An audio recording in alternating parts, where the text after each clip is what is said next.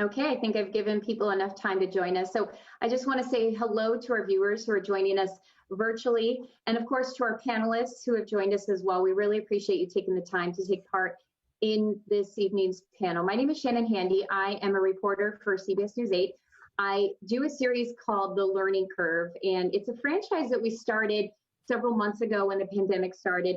Essentially, we wanted to really focus on stories based on education and how kids are being impacted by COVID, because as we all know, there are families all over the country dealing with this when it comes to kids and COVID and getting them back into the classroom. So I really want to thank our experts. We have a great lineup of them, and I really hope that this helps educate parents, staff, and teachers, and whoever else is watching. So the idea for this panel came from the Cajon Valley Union School District. Dr. David Miyashiro, the superintendent, is here with us. And so I just want to pass it over to you, David, to talk more about this panel. Thank you, Shannon. Thank you, CBS8, for hosting tonight. Our county superintendent, Dr. Paul Gothold, with us tonight, convenes the 42 school district superintendents every Friday, and we've been doing this since March. And he brings to us resources, he lobbies for us at the state and federal level. But what he also does is bring to us experts.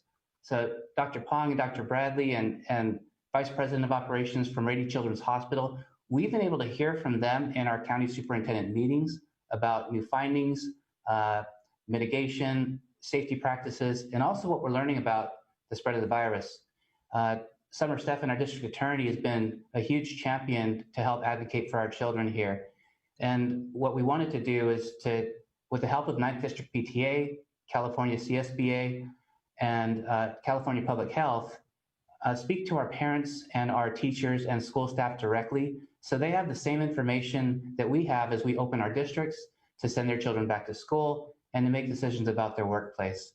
And so thank you all for joining us. And Paul, thank you so much for leading us and being our champion and for bringing these resources to us superintendents and now for our greater population today.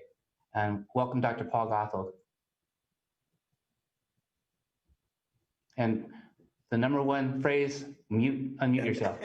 Thank you, Dr. Miyashiro. And it's great to be in the presence of a strong partner at the District Attorney Summer Stephan, and everything you do to support our children and work with us to improve services for our kids, and our partners at Rady's Hospital that we've been working closely with, for the past 6-7 months, more closely than ever, I should say. And really our role as a County Office of Education is support of all 42 districts, 167 charter schools and now many private schools, and trying to navigate these difficult times. And as a father of 2 children, I will tell you this has had quite a strain and not been easy. And quite frankly, we're blessed and fortunate to be part of the lucky ones that, can do this without both parents working. And I know a lot of our families don't have that opportunity. And my heart goes out to everyone who's suffering through this time, and just know that we're doing whatever it takes to help our families and kids. So thank you. Thank you, Dr. Gothold. And of course, we heard about Summer Stephan and the work that you're doing. We talk a lot about testing and getting kids back in the classroom, but what your office has focused on is kids' safety at home. So can you talk about your role in this? Yes, and it's just terrific to join this amazing panel, and thank you for all that you do. This is an important conversation, and in San Diego County, as the district attorney, I have jurisdiction over all the school districts. We are the entire county, and we look at public safety, whether it's threats to schools from school shootings or whatever it may be.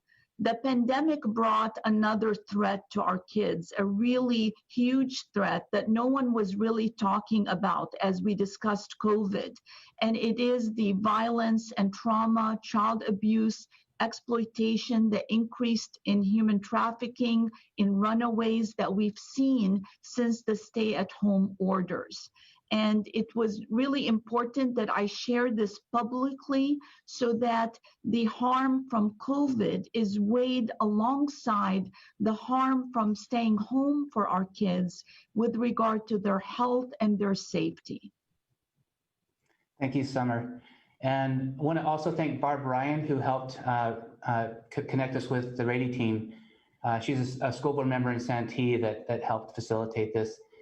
Chris Abe is the Vice President of Operations at Rady Children's Hospital. Chris, would you please introduce your team and also a little bit about the work and what you're seeing from your perspective? Absolutely, thank you. I'm Chris Abe, Vice President of Operations here at Rady's. Nurse by background, have been doing infection control and disaster management for about 35 years. So you put a pandemic in my hands and, I used to think it was going to be really exciting. Now I'm really ready for it to be over.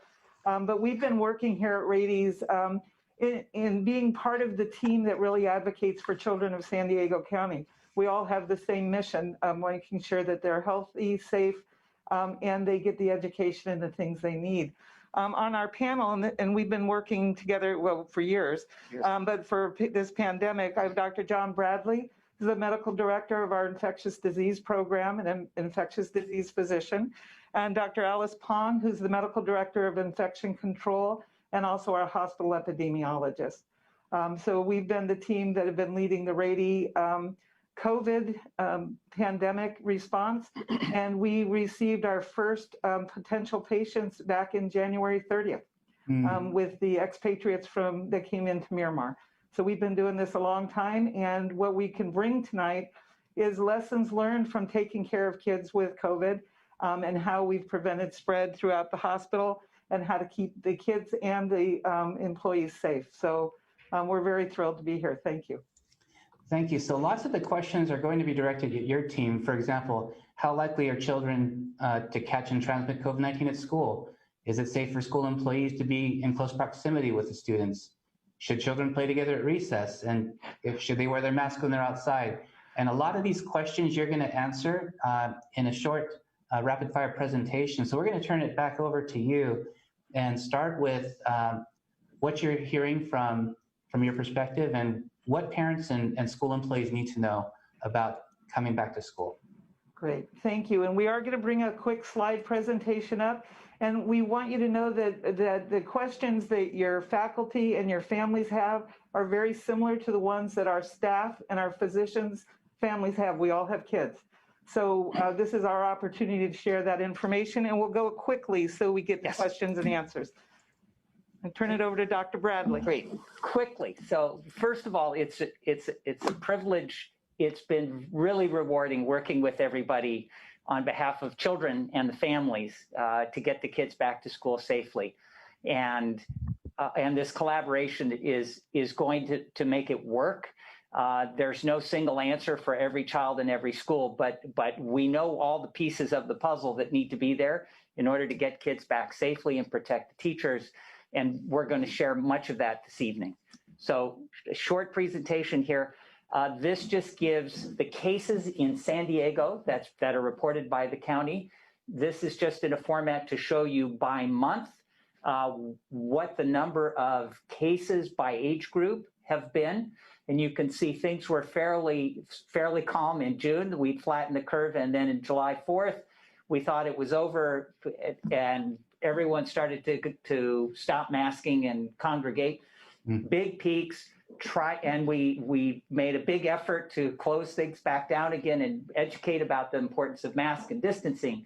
And then by the end of August, we were making great progress. And then as Labor Day hit and some of the colleges came back, we saw big spikes like San Diego State University, which represents a large amount of the 20 to 29-year-olds and the 10 to 19-year-olds.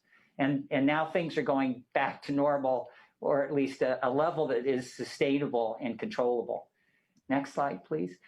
The question about kids getting the infection and data from Europe from the very beginning of COVID that spread there first suggests that children are less likely to get the infection from adults than adults are from other adults. And this is just information that looks at 32 different studies on transmission. And what I've done in the red blocks to show you that for children and adolescents, I've circled the fact that children are much less likely to be a case following contact than adult is after contact. So we don't know why kids are less likely to be infected. It's just an observation. We're working on figuring it out, maybe many different factors. But I want to point out that the rates of kids getting infected after a contact vary everywhere from 0% to 20%. So when someone says, will a child get it in school?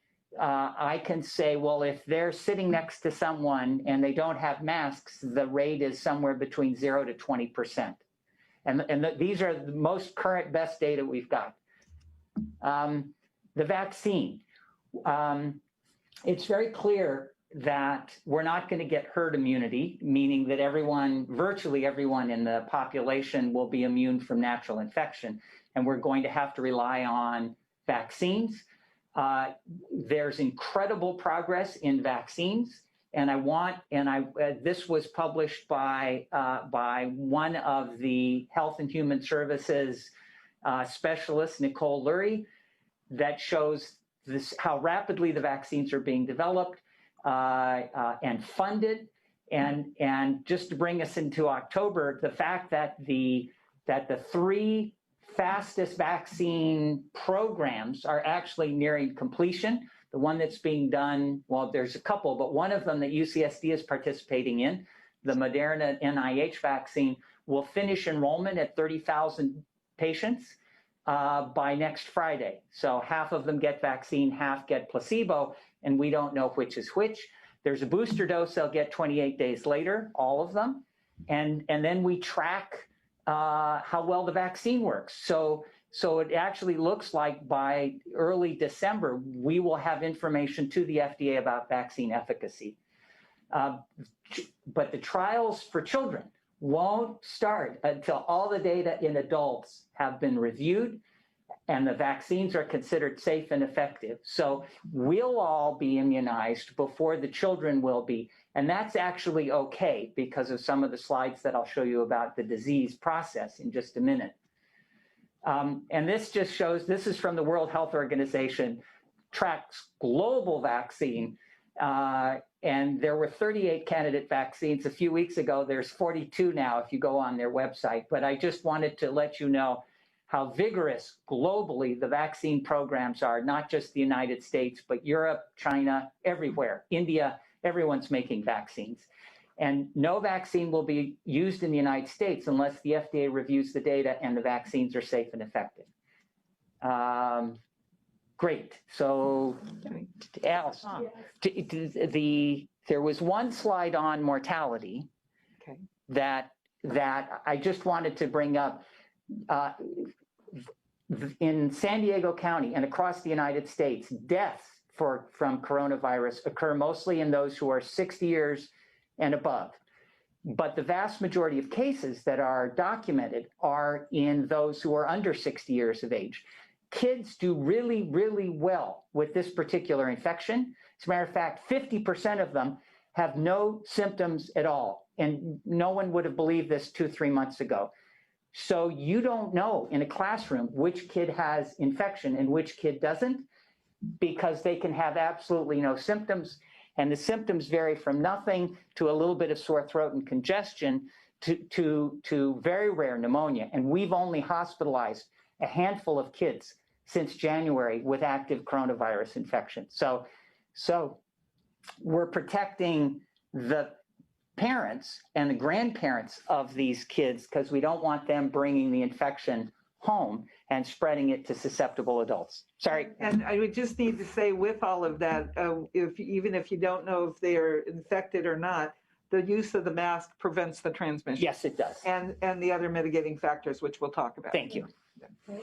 So as we talk about opening schools back up, the whole issue of closing schools was done to protect the physical health of children, teachers, families, and society in general. However, that needs to be balanced against all these other measures that we're losing because schools are closed. So the educational needs of children, the social and emotional health of children and their families, economic needs because parents can't go to work if their kids aren't in school, nutritional services and child protective services that were mentioned earlier are all part of things that happen in school and reasons why we have to get kids back. So when we talk about transmission of this virus, the bottom line is that this virus is, for the most part, transmitted through large respiratory droplets. going from one person to another person through close contact. It enters through the nose, eyes, or the mouth. And you can put it into your eye from your hands by rubbing your eye or scratching your nose. You can also get it through, so therefore you can get it through contact with secretions and self-inoculation. Children are less contagious than adults, and we've seen that in a number of different studies. Adolescents, however, are similar to adults in size and the forcefulness of their cough, and so their transmission rates are more likely to be like adults than little kids. So the mask is one of the most important things that we use to decrease transmission. It decreases spread of the virus from people who are infected because it keeps your secretions contained. It also decreases the amount of virus for the person who's wearing a mask to protect them from other people who might be coughing without a mask. It decreases the amount of virus that you're exposed to. It also prevents you from involuntarily touching your nose and your mouth. And this is something we've been doing in the hospital for years, and we've been telling our staff that if you wear a mask, it's going to protect you in a number of different ways. So there's a number of mitigation measures in addition to masking that we think are really important. And in the hospital, we use something called bundles where we have multiple different things. No one thing alone is going to prevent transmission, but if you use enough of these separate things, they all contribute to preventing transmission. So social distancing, that helps you keep apart from people who are sick. Use of outdoor spaces, we encourage this as much as possible. In San Diego, we're lucky to be able to do this more than they actually are in other parts of the country. Use of physical barriers, these can be used at desks, they can be used during lunchtime. Hand hygiene is so important, not only for COVID, but for every other virus. Cohorting decreases the number of children that are exposed to any one person, and therefore if you do have someone who comes down with COVID, you've got a smaller group of people that are secondarily exposed. Screening for symptoms is important. You don't want anyone who's sick to enter the school arena in the first place. And then cleaning high-touch surfaces. And then finally, testing. Especially testing symptomatic students and staff. This is how we're going to find the people who are infected, find them early, and decrease transmission. And I just want to touch on the social distancing. We keep hearing and talking about 6 feet, and 6 feet is really ideal in what we want to do. There are times you can't do that, so you use one of the other elements of the bundle. You use your mask, you use your good hand hygiene, you use those to be able to prevent the transmission, and it works. So in a hospital setting, if we're rounding in an ICU, we can't, with all the doctors, stay 6 feet apart. So what we do is we make sure they wear the mask when they go in the rooms. We make sure they wear eye protection. In the schools, it's the same concept. What are the other pieces you can do when you don't have 6 feet and when you can do it safely? Okay, so this is the algorithm, the decision tree that's been disseminated out to the schools and how to keep students and staff safe. It's a very complicated decision tree that's somewhat hard sometimes to understand. So I tried to put it into a table to make it a little easier. So basically, if you have a symptomatic student or a staff member, you can either be, if you're COVID positive, then you're out for a minimum of 10 days from the onset of your symptoms, or 24 hours being afebrile and having your symptoms improve. If you're symptomatic and you get a test and the test is negative, you need to stay home until your symptoms are resolved for 72 hours. If you're not symptomatic, but you are exposed to someone for COVID-19 and you get a test for whatever reason and it's positive, you may be one of these asymptomatic or pre-symptomatic people. You are again out for a minimum of 10 days from the positive test or from the onset of your symptoms. And it's the same rules of having your symptoms be improved and not having any fever. Now, if you're exposed and you either didn't get a test or you are negative on your test, you still have to be off for 14 days from that last exposure, because it's a 14-day incubation period where any time during those 14 days, you could develop symptoms and become contagious. So no matter whether you get a test or even if it's negative, you need to be out for 14 days. But the key here is what the exposure is. So it's a low-risk exposure, so you're with somebody who's COVID positive, but you both wear your mask. Yep. You do not need to be quarantined. if you meet all the CDC requirements. So I think that definition is really important for people to understand what the exposure means. Right. And so this is a little harder in school sometimes, because knowing whether or not the person was wearing a mask or whether you are always wearing your mask is really hard. I think it's, for the most part, they're going to err on the side of saying if you're less than 6 feet from the person for more than 15 minutes, that's going to be considered an exposure. Now, a question that keeps coming up is, what about the household contacts to the person who was exposed? Do those kids have to be taken out of school as well? And the answer is no. If you're a contact to a contact, so you're the sibling of a kid who was exposed at school, if that person who was exposed does not get sick and has not test positive, those siblings of that child do not need to stay home from school and do not need to be tested. So what happens out of school is important as what's in school. We say that to our staff all the time, is you can't just follow the rules at the hospital and then go to parties. So we really need to do this consistently. Go to the next slide. So what the lessons that we've learned here in taking care of kids with COVID and working with staff is, and doing all the research, is transmission from children is low. The children seem to be less susceptible and less contagious than adults. So there's a lot of good information about that. Mitigation strategies work, but it's not just one, as we've said, and we're going to keep saying that. We're going to keep repeating that as we have this conversation tonight. Transmission events occur more often in the household and non-work or school exposures right now. So our staff who are not out for work-related exposure. They're out because they've either been out doing something without following the guidelines, or it's been with a family member who's been exposed. So we've taken care of over 1,000 patients with COVID at Rady's.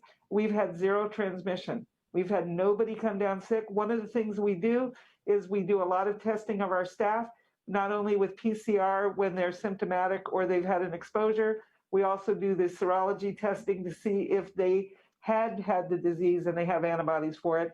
And we've gone through our high-risk areas like the emergency department and our units that actually care for the kids with COVID, and we're not seeing transmission. So we're confident in using these mitigation strategies, and we believe very much that they will work in schools also.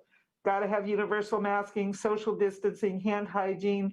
You got to do all of these things in different pieces, and you need to have the culture of saying don't come to work or school sick, and keep people who are symptomatic out. So that screening up front is important. So again, wear the mask, social distancing, hand hygiene. But during the pandemic, there are other things that we really encourage for actually everybody, adults and for kids. Maintain routine health care. People have been scared to go to the hospitals. Don't be afraid. See your physician, do the health care you need. You can do some of it virtually, but you want to make sure you do that. Maintain immunizations, huge. And we know that there have all been all sorts of different infectious diseases have rebounded because people haven't gotten immunizations around the world. Stay connected with family and friends. You need that, the mental health, to feel healthy and connected with your family and friends. You can do it virtually. We're in a good age for a lot of this. Eat healthy and get a lot of rest. And we believe all of these things that we've learned as being a pediatric organization will also help the learning as we open schools. Thank you for letting us give a little information. Thank you. Yes. No, thank you, Rady. Well, we're not done with you. There's some questions that we get, so we'll bring you back. But Shannon, why don't you take over? Yeah, thank you guys so much. It was a lot of great information. Like David said, we'll get back to you with some questions we have from viewers and parents. Well, I want to jump over to Summer Stephan. We talk a lot about kids in the classroom and their health. You're in charge of the public safety of the entire county. So what have you seen as far as the impact to children's safety during this pandemic, specifically with schools being closed? Yeah, I've seen a very dramatic and alarming rise in internet crimes against children. And that's really understandable because kids are on their tablets at a very young age, on their phones. They're away from school. There's no one monitoring. Kids are Parents are trying, but there's many parents who have to work outside the home. And so this means that children are being victimized by internet predators. The National Center for Missing and Exploited Children reported actually intercepting predators talking about how opportune this time is to get to our kids. In San Diego, we have a robust effort prioritizing kids, an Internet Crimes Against Children task force. As an example, in the month of May, the numbers quadrupled. We normally have about 140 cases of Internet crimes against children. We had over 600. In the nation, that's the same relation, about 4 million reports as opposed to 1 million. And Rady's did an excellent presentation and referred to the numbers. And in their numbers, they have a specialized team that looks at child abuse when it's suspected. The numbers went up by 82% of suspected child abuse. And so this basically keeps me up at night, knowing that while we're thinking that our kids are safe from the pandemic by keeping them home, they're actually very unsafe physically, emotionally, and those harms can impact them for a lifetime. You, in fact, Summer, you wrote the governor a letter about this because, as we all know, a lot of these decisions when it comes to reopening schools really starts at the state level with the governor and then kind of goes down from there. So can you talk about that letter that you wrote to him? Yes, I wrote a 7-page letter to the governor, and that's because I felt that San Diego, we are very proud in law enforcement that we are data-driven. Working with the 9 police chiefs and sheriff, we track data because we are the safest urban county in America because we prioritize public safety and we know our numbers. And so we had these numbers. We knew that the internet crimes against children have gone up, that human trafficking cases as to minors running away have gone up, child abuse has gone up, and that reporting has gone down, which is alarming. And so in the letter, I tracked all of this data for the governor, and I recommended that as we measure the safety and the harm to our children due to disease like COVID, we need to also counterbalance it with the safety of the trauma of child abuse that has impacts that last a lifetime. That's sad to hear about, but thank you so much for the work you're doing on behalf of all our children. David, I'm going to give it back over to you. Yeah, and our superintendents and our counselors especially know these things are happening and have been trying to reopen. Paul, what is the county's role in reopening our schools?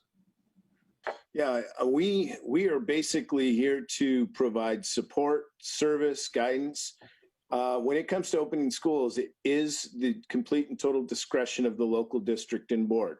And I will tell you that in addition to all of the things that we've heard here, we've, as you know, been providing infection rates by zip codes so we can look at the local data and context around that, and all of the other variables to open schools safely and keep our kids and staff safe. And as you've seen our guidance, it really depicts how to do this.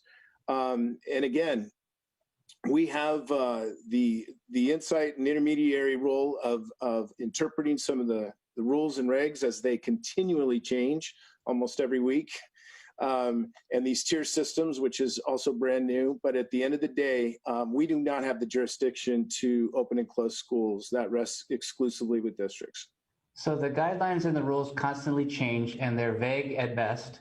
Timeline-wise, what are some of the key milestones for schools since campus closed from March to prevent the spread?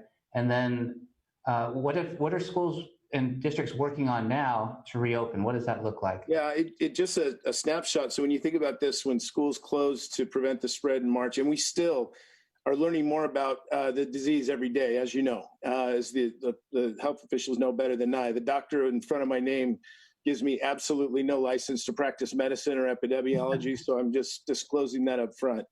And then in June, we got remember the local health order to say now you can reopen schools if you construct a safe reopening plan. And then shortly thereafter in July, we got the edict from the governor that no, you need to stay in distance learning. You cannot open schools. And then just shortly after that, 3 weeks, we're off the watch list. Then we're going back to this tier system and 10 days from that. So, we've had to be nimble, flexible, and it's really hard to communicate when those conditions have conditionally changed. The cohort guidance recently changed. And then on September 17th, we were this close to moving back to purple, and really the edict there was that no, if you haven't reopened, you cannot do so. So fortunately, we're still in red, and we have the flexibility to continue reopening. And that's just one example of how we've had to navigate not only the conditions, but the health orders and everything else. All right. Thank you so much, Paul. We want to make sure we get to some questions. We have a lot coming in from parents and from staff. So we're going to address each of you individually, and then we can have an ongoing discussion. Summer, I do want to go back to what you just said, because on our Facebook Live, there's some questions coming in. Maybe you can offer some clarification. If CPS cases have dropped, how did child abuse rise by such a high percentage? This was a question from David Hernandez, and he has some other people chiming in. So maybe you can clarify that a bit more. Yeah, that's a great question. And it's because it is the teachers, the counselors at schools that have eyes and ears and are mandated reporters. That's the frontline people that are protecting our kids from abuse and reporting it. The kids are not able to get that benefit. And Dr. Gothold and I have twice written letters recommending that teachers still take time on distance learning, trying to eyeball their kids and see if there's changes, if there's something wrong. But we know that is so difficult to do. And so the numbers have gone down by about 40%, and that's a dramatic decrease for reporting. But we know for a fact that crimes have gone up through the tracking of data from the Internet Crimes Against Children that does automatic platform tracking through tips of children being exposed to child pornography, to sexualization, to improper images being asked of them by predators. So we know it's happening. We also know that from the Human Trafficking Task Force that we've got more minors that are trapped in sex trafficking, that are being lured away from their home to a party or to something innocuous that turns into a situation they cannot control. So the two actually make a lot of sense with what we're seeing with COVID and with staying at home. We know that the school is the safest place for kids to be during the school year and also during the summer. And Paul, in your former district in Linwood, in Cajon Valley, about 70% of our children are in free and reduced lunch and struggling below the poverty line. We also have a large affluent community, but some of our children that are making ends meet at home, they act up right before summer break. They act up right before spring break because they know that they're not going to have access to that safe place at school. And now that we've been out for so long, it's really hard.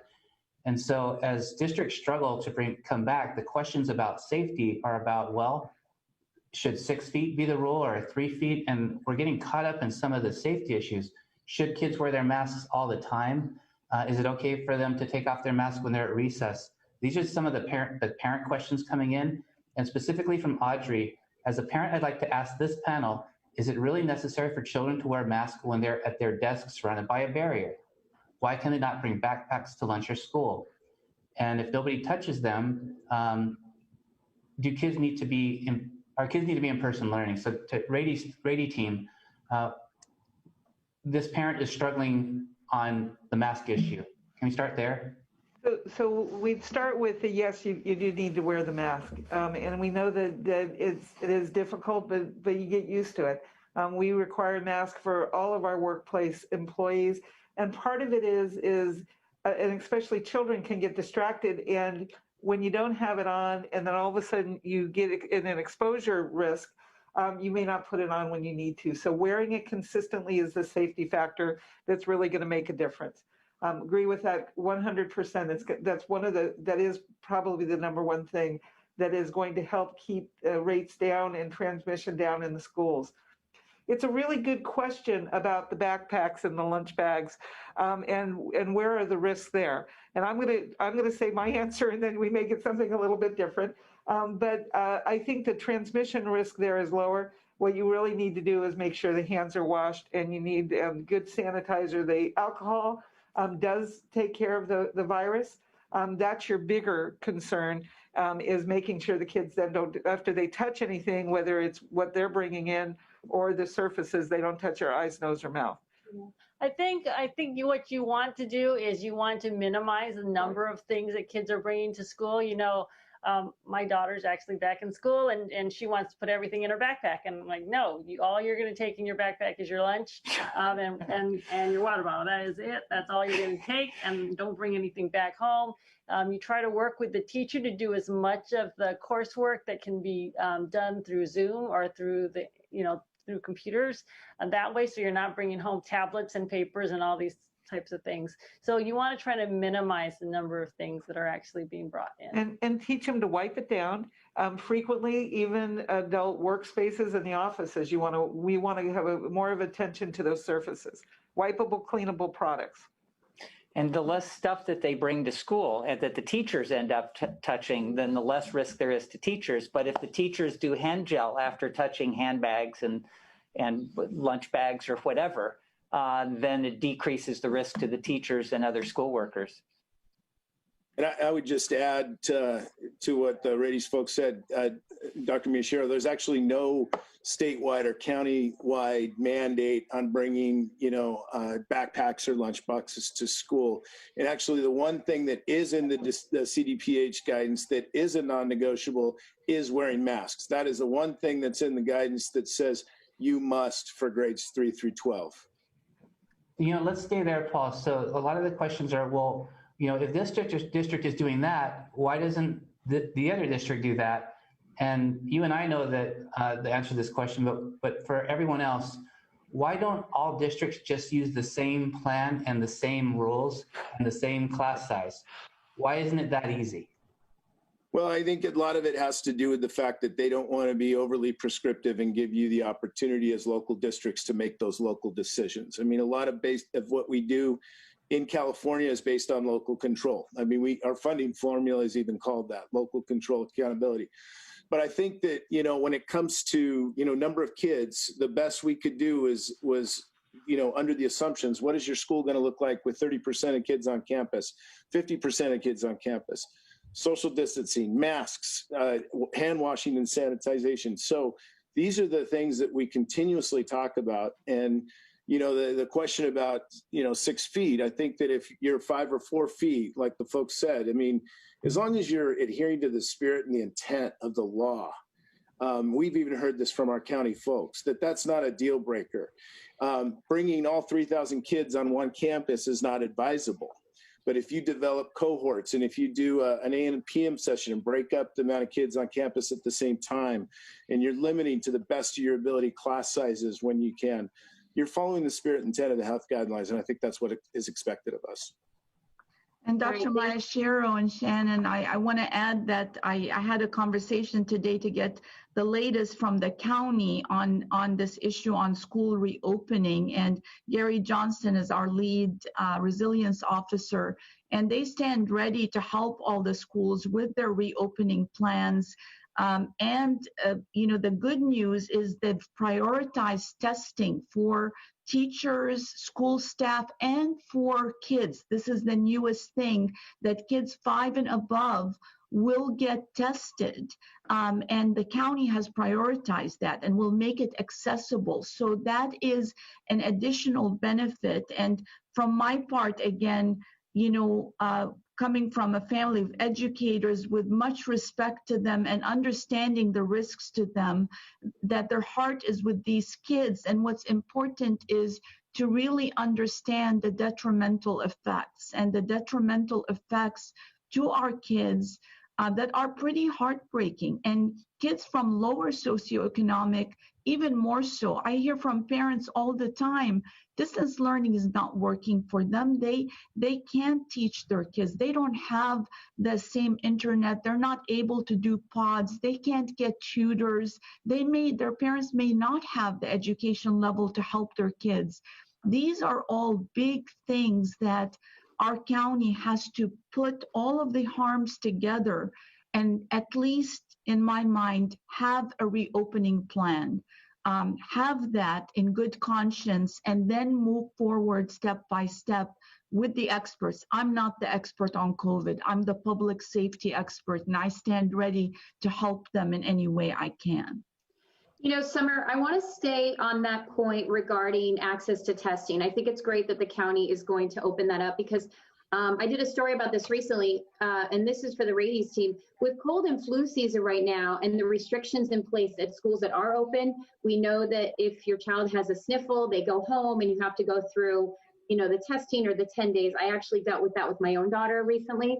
So can you talk about the fact that we really can't tell the difference between cold, flu, and COVID testing? And what do families need to know about testing, since there's going to be a lot of kids that need to go in for these tests? Well, from my part, what I heard from our county team, our county health team, is that they understand what a ripple effect the school closures have on everything, on life, on parents being able to put food on the table, get jobs, kids' welfare in terms of public safety, because I'm constantly hammering about that. And so the rules are much more relaxed, meaning they're not, in the beginning when we didn't have the testing capacity, you really had to show those symptoms that are COVID symptoms and also be in a high risk group. That is no longer the case. The testing has become a lot more available, a lot more expensive, with prioritizing the schools and the kids, not like before where they prioritized the over 60 with health risks and other things. So the test, treat, and trace is a large team now with the county, and they're working very closely with the schools and everybody to provide that service. And Summer, if I may add to that, you know, the benefit we do have in this county with our Board of Supervisors actually providing this is unprecedented. I mean, there are not many counties that are saying we're going to go ahead and test all school employees for the remainder of the year. We have over 80,000 school employees in San Diego County. And what the guidance says now is 50% of your staff, once you're open, needs to be tested each month, or 100% every 2 months. So in addition to the 40 testing sites we now have available throughout the county, there are 4 now dedicated centers exclusively for school employees to test. So it is a big deal in this county that they've made that commitment, that Live Well and our Health and Human Services have really stepped up and shown they're committed to K-12 education. And Dr. Pong, you and I actually discussed this today regarding the cold and flu season. Specifically, a staff member named Jennifer asked, with the upcoming cold and flu season, we need more info about symptoms. So just tell the panel what we had discussed today. Right. So between COVID-19 and all the other respiratory viruses, the symptoms are essentially the same. You cannot tell by looking at a kid with a runny nose and a cough whether they have COVID-19 or whether they have influenza or rhinovirus. So they need to be tested. And I'm glad to hear that the county is stepping up and expanding testing, and they're going to be doing regular testing as staff. We're ramped up to help with the pediatric population and to trying to set up some additional sites so that it's easy for kids to go and get tested. It's going to make a huge difference whether they're out for 10 days or whether they're out for 3 days. So it is a big deal, and we're doing everything we can to help with that effort. And I think, you know, we talked about, it's been mentioned a couple times, it's a fluid situation, things are changing, technology, testing, all of that. What we spent this morning with a key group of physicians laying out the algorithm of when the patient comes in through the ED, do they get COVID flu test because there's new testing coming out that you can do both at the same time? Do they get a panel that has all the other respiratory viruses? I mean, those are some clinical decisions that need to be made. to be able to make some determinations on the care of the kids. For the schools, it's really making sure that you're able to say it's not COVID and say it timely so they're not out 10 days. And or to say it is so that you can look at then and say what are the other kids that were exposed, Yep. and how do you prevent more transmission so that you can continue to keep the schools open. So having very available testing is a huge piece, and San Diego County has done a fabulous job in trying to make sure that those tests are available and the sites are, and we're continuing to try to be a big part of that. The other good thing about all these mitigation measures, though, that we're doing, they're going to work to prevent other viruses as well as COVID-19. So hopefully we're anticipating that we're going to see less flu this year because the kids and everybody else are social distancing and wearing masks. We will hopefully see less of those respiratory illnesses than we normally do during the winter. Thank you. And Shannon, one more thing I was updated on today was that there have been schools that are open, and there has not been an outbreak related to schools opening yet. So that means the schools are doing their safe reopening plans, and it's very positive. Okay. Yeah, on that, Paul, you oversee all of us, and all of us engage with you. There are about 10 districts right now that are open to in-person learning. What are you seeing in those 10 districts in terms of the early results? And then also for those that are in the process, what is that process, and why should parents be a little bit patient as they try to open?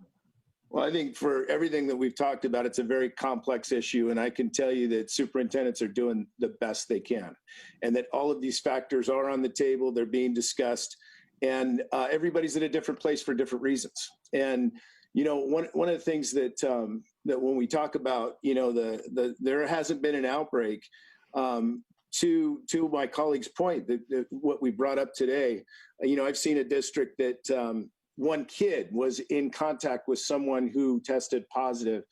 They, at an abundance of caution, put that classroom in 14-day quarantine. They shut the classroom down. They pivoted to distance learning by, you know, mid-morning, and 14 days later, the kids were back in school without incident. So the only incidents that we've seen just happened to be because of contact with others who had COVID, and we responded appropriately. County Health is the first call, and in some cases, that's the call to the district if those are the particulars. And Paul, can you actually clarify, because I'm monitoring our Facebook Live page, and people were questioning the statement made about no outbreaks at school. So just clarify that, because we know that students may have got COVID from elsewhere. And in fact, David, you had mentioned to me earlier this week that that's happened in your own district. But when it comes to outbreaks within the school, students getting other students sick with COVID, can someone on the panel clarify that? To my knowledge, there has not been a spread inside the school, meaning an outbreak in the school, community transmission at the school. That's what I understand from County Health.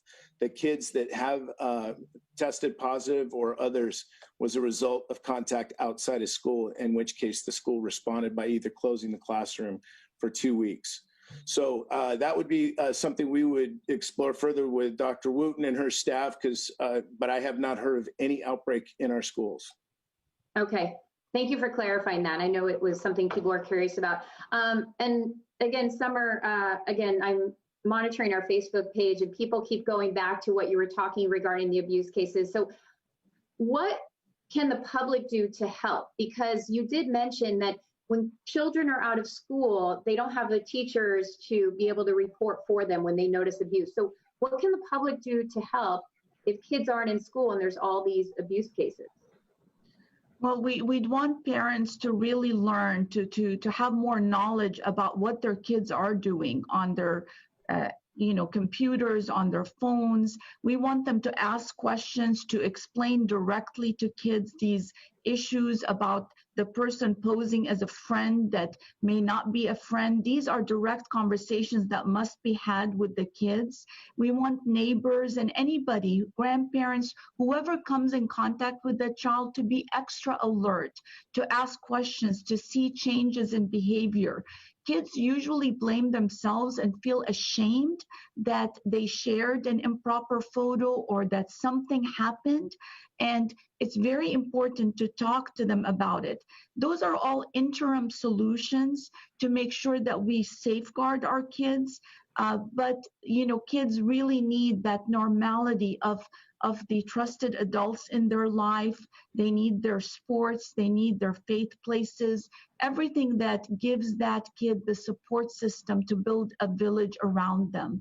But parents, they can go to SanDiegoDA.com. We have a whole COVID page specific to the safety of kids, internet safety, so that in the interim, parents are having these healthy conversations. One thing parents should not do is threaten to take the phone away, because then the kids will not share anything with them. They should establish the trust of saying, I'm not going to take your phone away, but if you share with me what is happening, and never allow a code, a passcode that the parent doesn't know about, because after all, you own the phone and there is no privacy rights there, then you will allow that child to keep the phone so long as the trust goes both ways. This is a medical question. There's a lot of fear of people watching CNN all day long and never leaving the house. But we've been learning a lot of things about treatment. For the Rady team, what have we learned about treating COVID patients, about convalescent plasma, overcoming the virus, kids coming in with the virus testing positive? What are we learning in terms of positivity rate versus morbidity rate and progress? So great question. For kids, we use the same drug that is used for adults that President Trump got, remdesivir. We're doing the clinical trials in children right now, but we have so few kids who actually come in and need oxygen that we're waiting for kids to come in to get enrolled, which is really good for the kids. Adults, as you know, if they have an oxygen need, are eligible to get remdesivir. It's actually available, comes through the county health department and then to the hospitals. There's no oral therapy yet. Hydroxychloroquine does not work. Those data are out. But for someone that comes in with serious pneumonia, an adult, dexamethasone, like the president got, that works. That's now standard of care. And there are probably 5 different experimental agents, including the antibodies that the president got. That's just one of many different experimental therapies that show a lot of promise, both in animals and primates where they test. So we've got a lot of information on how to treat. So someone coming into the hospital now, an adult, an older person, someone with underlying disease, actually has a really good chance of making it through. So treatment is there. What we're learning is that most people, even adults, have just minimal disease. And as we do more testing, and there's a contact exposure, someone with symptomatic disease who exposes 20 people, we're finding out that most of those 20, even if they're adults, have no symptoms. So we're finding that those in the hospital are just at the tip of the iceberg, that most of the transmission are in people who are minimally or not symptomatic at all. But we do have treatment, David. That's interesting. One of the other concerns is community spread. So what are the likelihood that children will get COVID at school? And what is the likelihood that a child, symptomatic or asymptomatic, will spread or create an outbreak in the community? We're worried about that. I'm not going to sugarcoat that. And especially kids who have no symptoms, which represent the majority of them, can be spreading infection amongst themselves and within their families. The rate of spread from children to other children, especially in schools, is remarkably low. We don't understand it. And these data come in from all over the world. They're reproducible.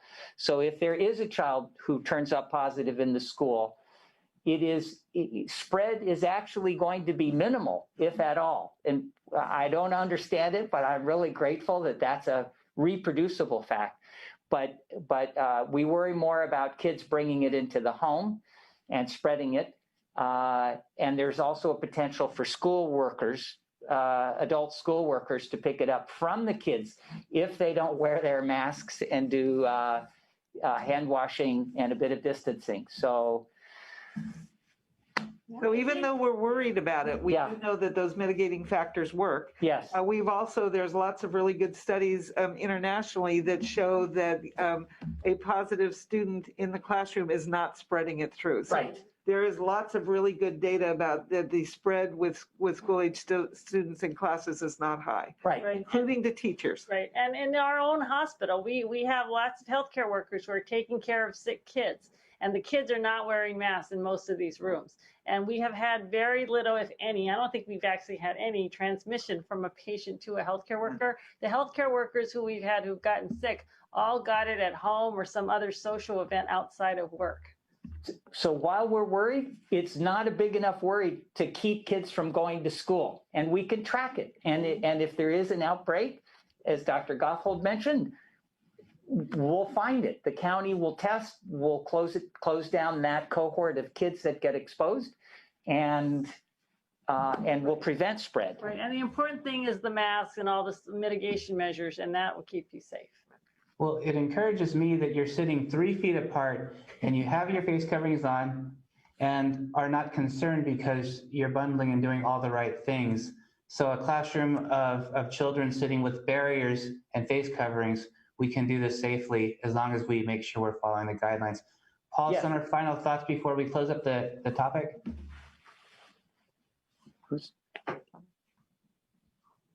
I'm sorry, who do you want? My stubborn mute. Okay.